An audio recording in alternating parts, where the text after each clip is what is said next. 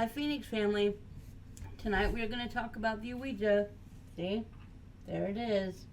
We're going to talk about what the Ouija board is. This is just as complicated as it is simple. When you go to research Ouija, and I encourage you to do so, you will find so many different topics. You will find so many different beliefs that you will literally have to determine on your own. So let me tell you that first, okay? However, what I will tell you is my experience with a Ouija. Okay? It is a Ouija. I gotta put that out there. It is not a Ouija. Okay? And it is not a portal to some hell or some opening for demons or whatever the case might be. It is a divination tool. That is a matter of fact. Real quick, I will explain how you use a Ouija. Okay?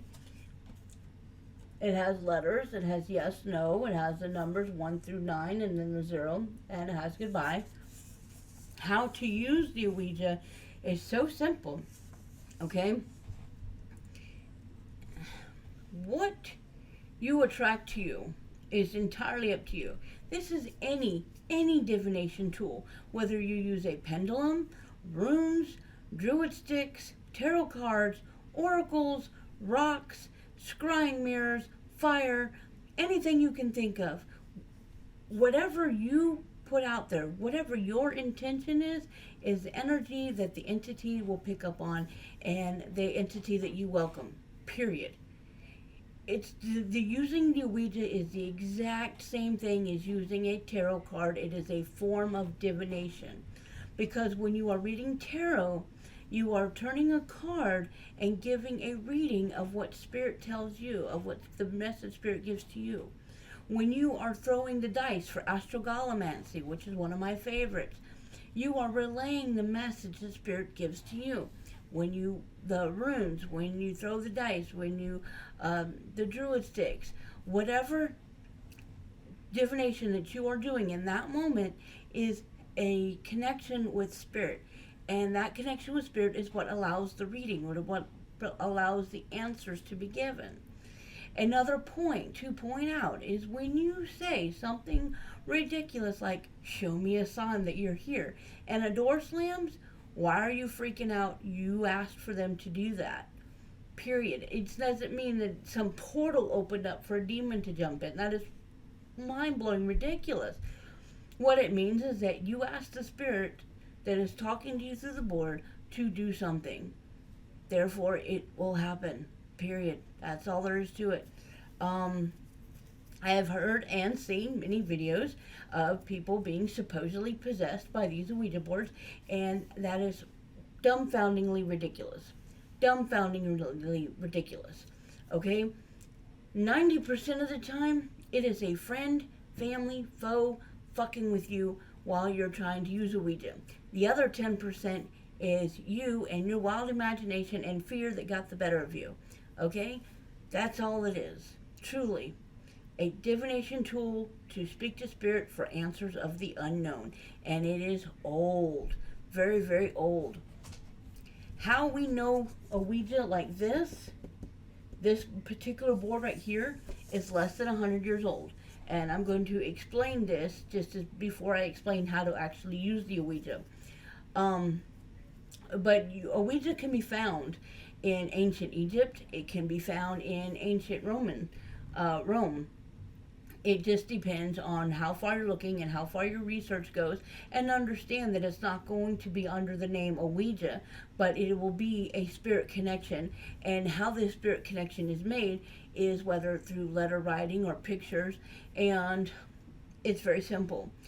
Myself, or you, if you're the one doing it, you reach out to Spirit and you begin speaking and you ask questions and you ask for answers. And the Spirit uses the board to guide you to the answers that you're looking for. In ancient Egypt, it might be the hieroglyphics. It may be pictures. In ancient Rome, it could be, the symbols that they used or some kind of picture, whatever. But it was Spirit that would guide you to the answer. In the same way that you would create a circle and throw rocks in it to see how they land. so many different ways of divination, and I actually helped describe that, the basics of divination by Angel Greer, and I explain all these different forms of divination inside my book. It's available on Amazon, and the Ouija is also in there too.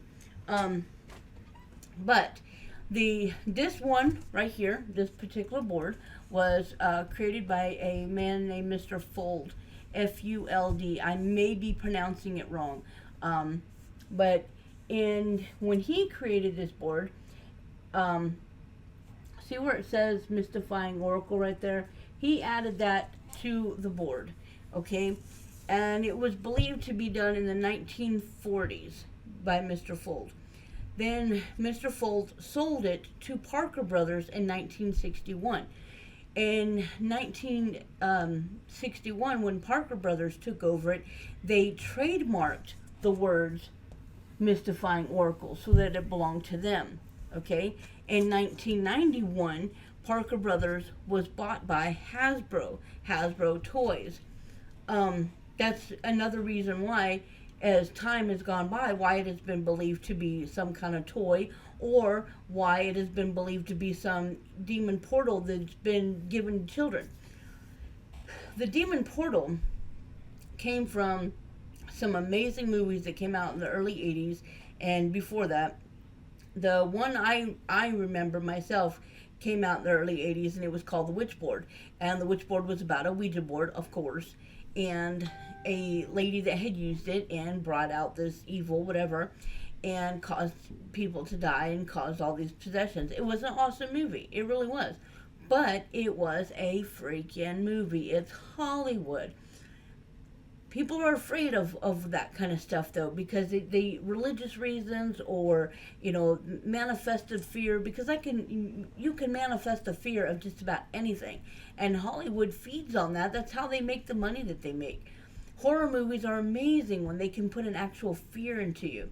A Ouija board happens to be a tool that has been greatly manifested into something that's absolutely ridiculous, and some people are terrified of it for that reason.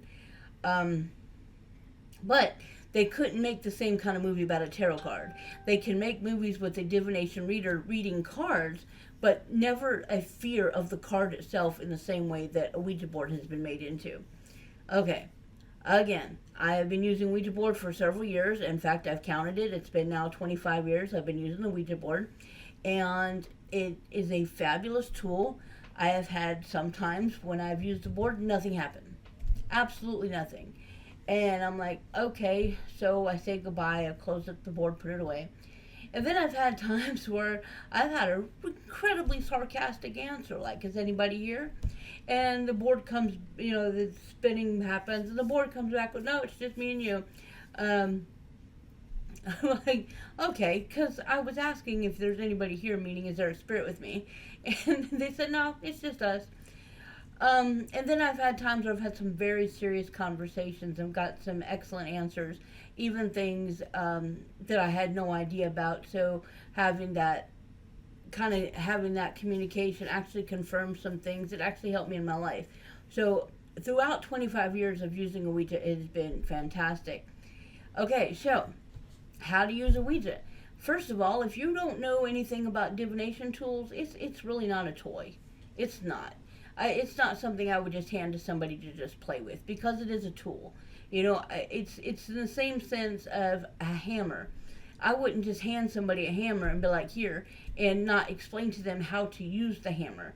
Or, to maybe they clock up somebody upside the head with it, and they'll be like, oh, but, it seemed like the right thing to do, but that's not what you use a hammer for. So I would not just pass it around as a toy. It is a tool. All right. Now, if you are somebody that understands divination, if you feel the need to cleanse your workspace, then go for it, by all means. I myself, I don't necessarily cleanse my space every time I use the Ouija, because I always work in a cleansed space. I have my own sacred workspace. If I feel the need to cleanse my space every now and then, okay, well then I do it. I burn a little bit of sage, make sure the area is cleansed.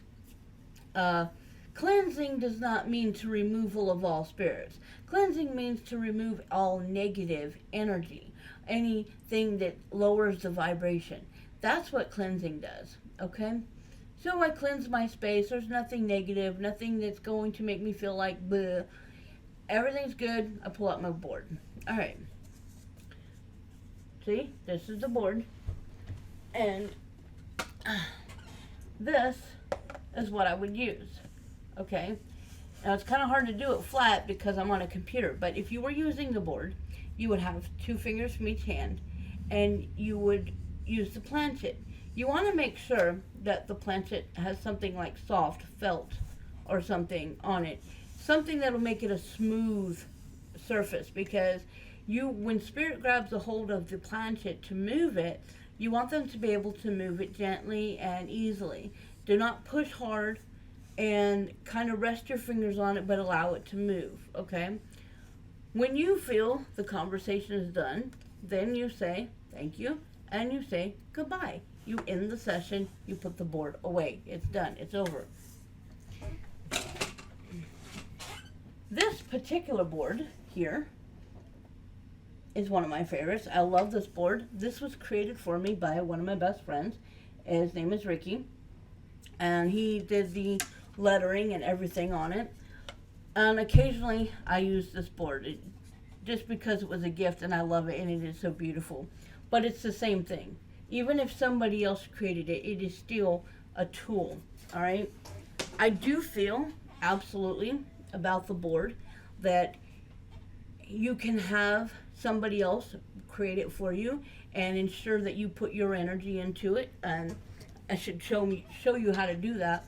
When you are touching the tools, no matter what it is, you are putting your energy into the tool to make it yours, to manifest your energy for it to work for you. Another way to put your energy into it, very simply, because your breath is an element and also a part of you, your air, so you're putting it into that you're making it yours. You're making this tool your personal tool. Okay? If you choose to make your own board, you are literally putting your energy in from the first freaking carving that you've done. Even just making the rectangle itself, you are already putting yourself into the board. You're putting your energy into it. The very first board I created was, I took a piece of, what is that, like parchment paper where kids used to cut up and draw on and all that stuff.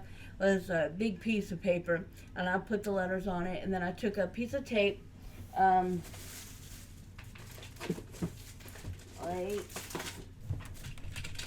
like this, right here, a little tape thingy. The tape was gone, all the tape had run out. So I made this little board with this little parchment paper with a marker, and I used this. Same concept, 2 fingers, moved it, on the board. It moved quite nicely, it was perfect. And when I ended it, I put it away. That's when I was 13. I've been using boards, and I want to say I've been creating boards all this time, but I honestly haven't. I've only created a few through all these years. Most of the times I go and buy one, and like this time one was gifted to me. But I absolutely encourage you, if you feel the need to create a board, then you absolutely can. However, if you are going to gift it, or sell it, or give it away, you cannot put the words Mystifying Oracle on it, because Mystifying Oracle belongs to Hasbro. You absolutely cannot use those trademark words without getting into some kind of trouble. Other than that, a Ouija board is just a divination tool. I recommend using it when you're trying to speak with spirit, because it is the most clear way of getting an answer. You're literally having the answer spelled out to you. It is clear, it is precise, and you can easily start the conversation just as easily as you can say goodbye and end the conversation. That's it. The other thing to know about divination tools, and this isn't just about Ouija, it's about all of them. When you use a divination tool, we'll even go with the tarot cards, and you have spirit to come in and assist you with the answers. When they have come in to help you, they don't always just leave right away. You call them in to use the tools with them, so they hang around for a little while, maybe a couple days, whatever, and then they're off on their way. Sometimes they leave sooner than that, but more often than not, they stick around. That is a common knowledge that you need to have understand when you're using divination tools. All divination tools, every single one of them. So I think that I pretty much covered the basics of Ouija. I am more than happy to get more detailed with you if you have questions or concerns on that. So please comment below and we can certainly get more into it. Anything else you can think of that has to do with divination at all, please let me know. So that's it, guys. I love you. Thank you for stopping in. Please like, share, and subscribe to the video. Mwah.